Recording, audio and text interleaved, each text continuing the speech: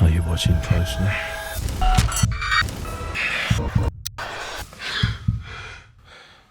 Till this day, I look back at it with nostalgia. In 2020, the world was going through a pandemic, and in the midst of all the chaos and uncertainty, I saw a book in my room which belonged to my dad.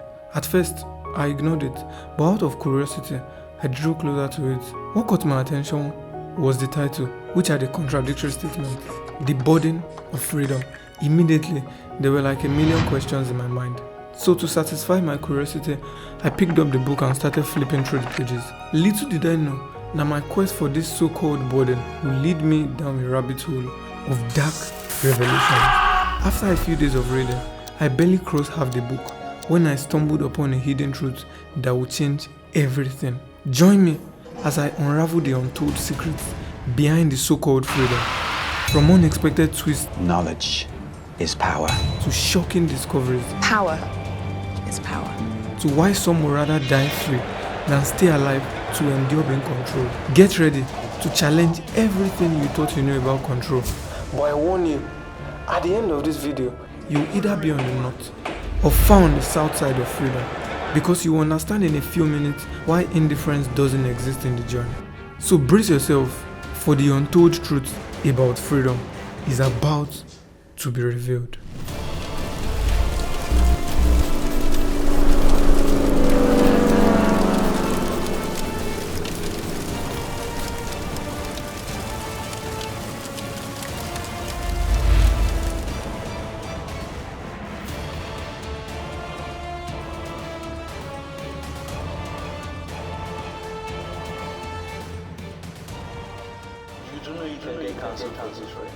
Yeah, that's true. But the people deserve to know the truth. Are you watching closely?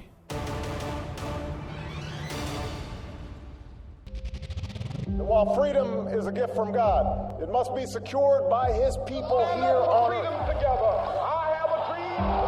Independence doesn't set you free. Independence gives you deliverance, but not freedom. Supporters, I was talking for freedom. Think of freedom as the ability to implement your whim, but sustainable freedom, that isn't. An honest question.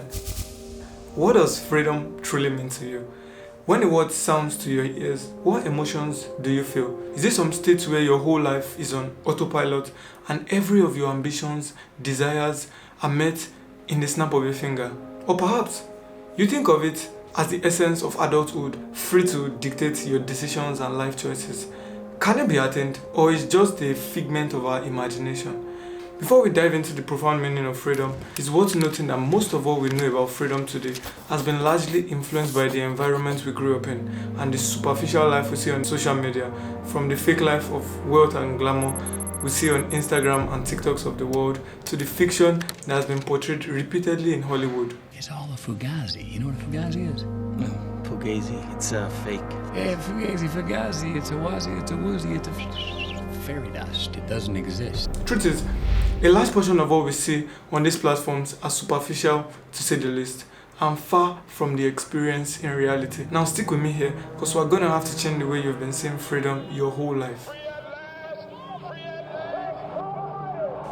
From the playbook of the corporate world, the people perceived to be free are the privileged few, the elite, the top 1% of the 1%. This perception has created a two-dimensional equation in our subconscious, which is freedom equals options, and options are a reflection of the resources or money at one's disposal. This equation is largely true, however, it isn't always the reality. For the most part, more money equals higher stakes, more problems, and having much more to lose. So what then do these individuals know about the dark side of freedom that we merely don't see by reading through the lines? If you click on this video, I'm going to assume that you've got a desire for freedom. Then if that's your goal, I assure you that this equation is not exactly relevant to you at this stage.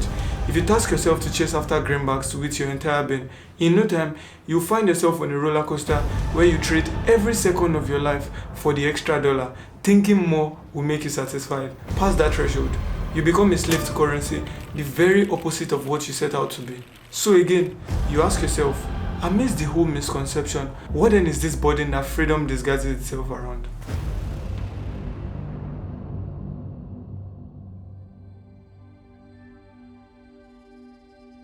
I was about halfway through the book when it became clear to me that freedom was a burden and responsibility was its price. Let me explain. Freedom, as we say, extremely demands being proactive. It requires the understanding that you are largely responsible for the outcome of your life. Embracing this mindset, you gradually come to the realization that for the most part, we, my friend, we create our own luck. Our responses to the roses and thorns life brings our way is mostly what dictates our current bearing in existence. And in the words of Dr. Miles Monroe, he says, "You are where you are because you've subconsciously chosen to be there." Let's cycle back to the world of finance for a bit. In a capitalist society where we live in the present time, the rules of the game are as follows. All things being equal, you are rewarded to the extent to which your inputs can benefit the life of others.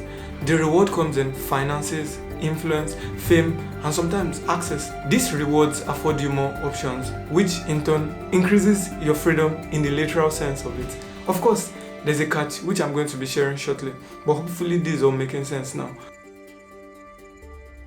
It wouldn't take looking so far to see that the world has progressed a lot from the industrial age and the 21st century where we are now. Money, as we know it, was a store of value then, but now it's been reduced to dates and numbers on a screen. There's a new kind of good, which is attention.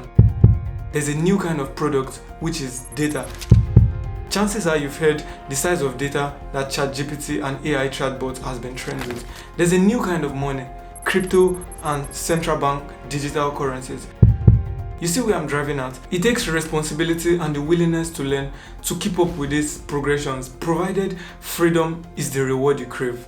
But then, in taking up responsibility, which is quite burdensome, there's definitely a healthy limit. So before exploring how far is too far, let's take a look at a missing piece in the freedom puzzle.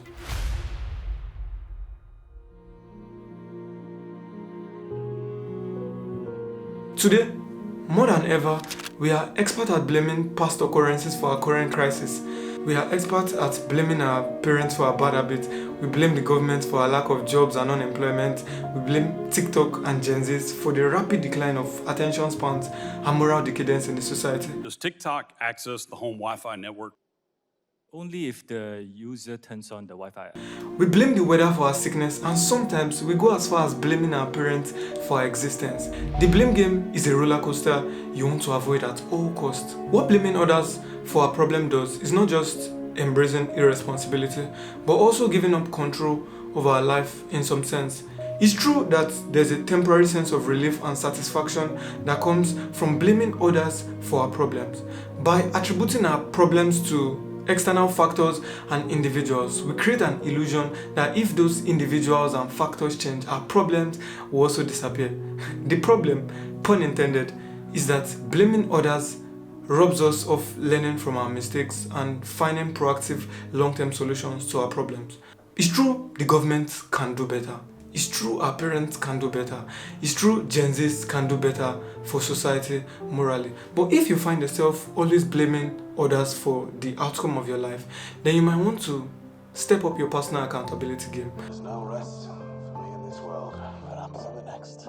Without being insensitive, exploring the option of learning a skill or starting a business is more promising than spending all day blaming the government for the unemployment crisis. Being introspective and working on oneself is more promising than blaming your partner for all the friction that happens in a relationship. In a world where you either accept the burden of responsibility or another person's responsibility burdens you, how do you know when to draw the line? How do we pull ourselves outside this self-doubt rabbit hole of pursuing freedom? How do we finally come to a realization that more is simply never enough?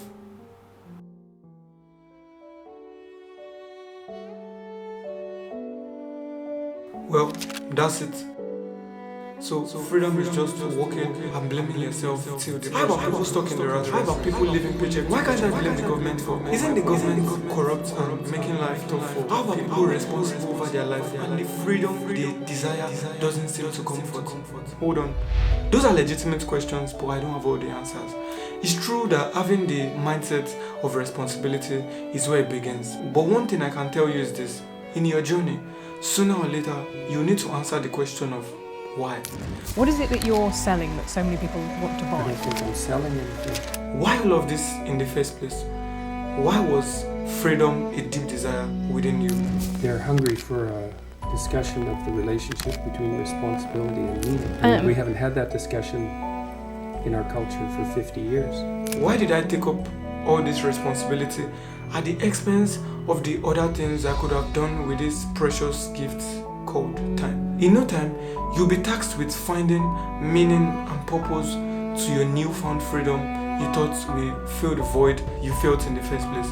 Without finding meaning to it, you'll find that the more freedom you gain in taking up more and more responsibility will only lead to more sadness and questions and frustration when you think about the opportunity cost of this endless pursuit. So again, I feel the need to remind you that indifference doesn't exist in this journey.